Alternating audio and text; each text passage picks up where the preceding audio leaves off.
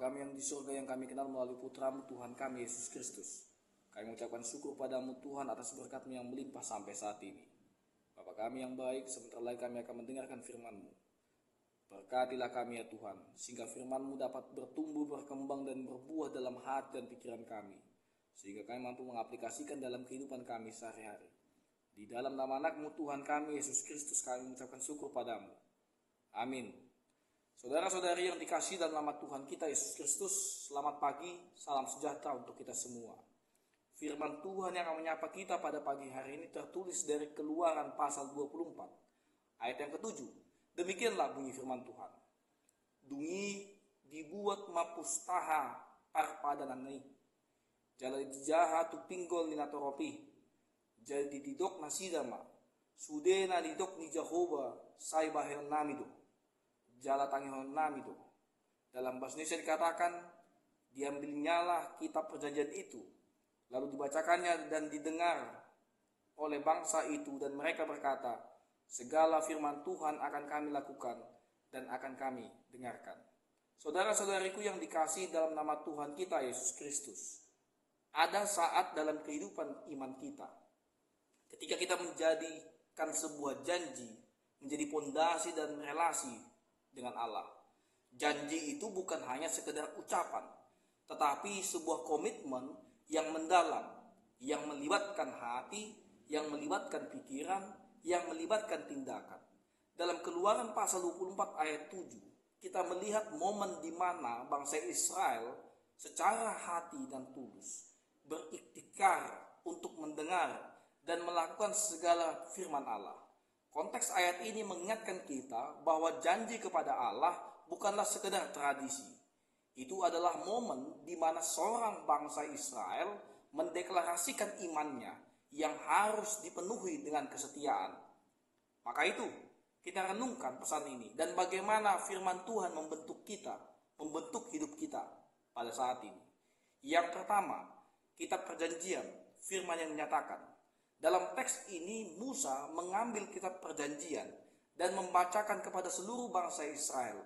Ini adalah firman yang telah disampaikan oleh Allah, yang menjadi dasar perjanjian mereka dengannya. Firman Tuhan itu bukanlah dokumen sejarah yang usang. Itu adalah cahaya yang menuntun hidup kita, menuntun jalan kita. Seperti yang dikatakan dalam Mazmur 119 ayat 105. Firman-Mu adalah pelita bagi kakiku dan terang bagi jalanku. Sebagai umat Allah, sudahkah kita menjadi firman Tuhan, menjadikan firman Tuhan sebagai pedoman utama hidup kita? Atau kita lebih sering mendengarkan suara dunia ketimbang suara Tuhan? Israel mendengar hati yang penuh hormat, tetapi mendengar saja tidak cukup. Ada momen di mana panggilan untuk memahami dan menerapkan firman Tuhan harus kita hidupi. Tantangan bagi kita hari ini adalah apakah kita benar-benar mendengar firman Tuhan. Mendengar di sini jangan dipahami hanya sekedar membuka hati, tapi bersedia untuk ditegur, bersedia tunduk pada kehendaknya, walau seringkali kita tidak bisa memahami secara langsung. Yang kedua, janji akan melakukan dan mendengarkan.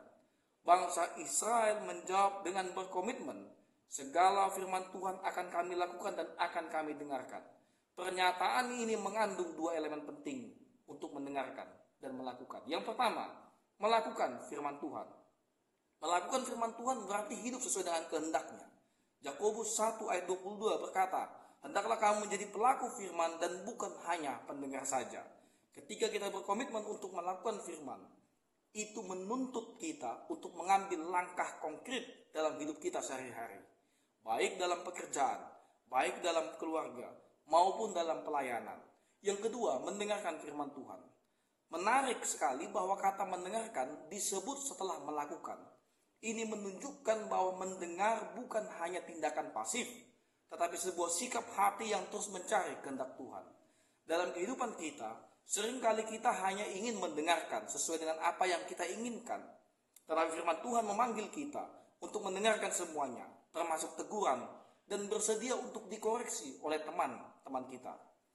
Saudara-saudariku, janji bangsa Israel ini mengajarkan kita pentingnya untuk menjaga relasi serta kesetiaan kepada Allah. Namun, kita harus ingat juga bahwa sejarah Alkitab seringkali bangsa Israel diceritakan gagal dalam memenuhi janji itu. Ada beberapa hal yang membuat itu gagal. Yang pertama, kelemahan manusia dan kasih karunia Allah. Sama seperti bangsa Israel, kita pun sering gagal memenuhi komitmen kita kepada Allah. Tetapi perlu diingat, Allah adalah Allah yang tetap setia. Iman kita tidak berdiri di atas kekuatan kita sendiri, melainkan di atas kasih karunia Allah yang telah berjuang untuk memampukan kita. Yang kedua, panggilan untuk hidup dan hidup baru. Sebagai orang percaya, kita hidup dalam perjanjian yang baru. Melalui Yesus Kristus, darahnya sudah cukup untuk memateraikan perjanjian kita dengan Allah.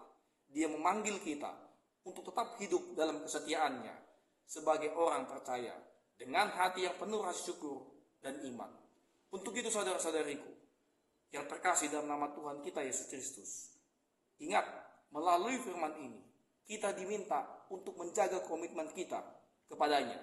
Tidak dipanggil untuk mendengar dan melakukan firman-Nya dengan kesetiaan. Apakah kita sudah sepenuhnya menyerahkan hidup kita kepada firman Tuhan?